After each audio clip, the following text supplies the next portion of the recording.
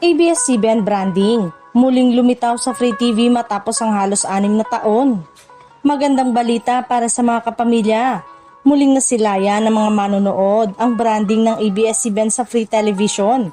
Matapos ang halos 6 na taon mula nang mawalan ito ng prangkisa bilang free-to-air broadcast network.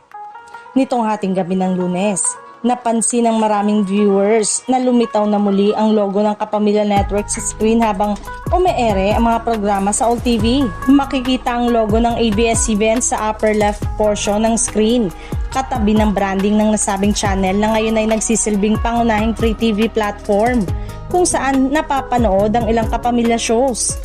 Bukod dito, kapansin-pansin din ang pagbabalik ng ABS-CBN branding sa Kapamilya Channel sa cable at maging sa Kapamilya Online Live na napapanood sa Facebook at YouTube.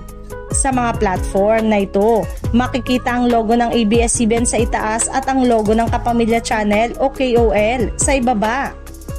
Hindi rin nagpauli ang I1TFC app na naglabas ng update kung saan makikita na rin ang pagbabalik ng ABS-CBN branding sa kanilang mga icon at interface.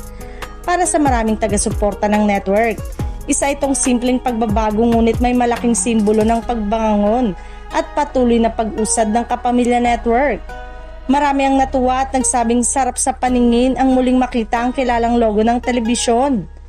Para sa ilan, isa itong paalala na kahit dumaan sa matinding pagsubok ang network matapos ang franchise denial noong 2020, patuloy pa rin itong nakakapaghatid ng mga programa sa publiko sa iba't ibang platform. Sa kabila ng mga hamon na kinakaharap at maaaring harapin pa sa hinaharap, nananatiling matatag ang ABS-CBN bilang isa sa pinakamalaking content producer sa bansa.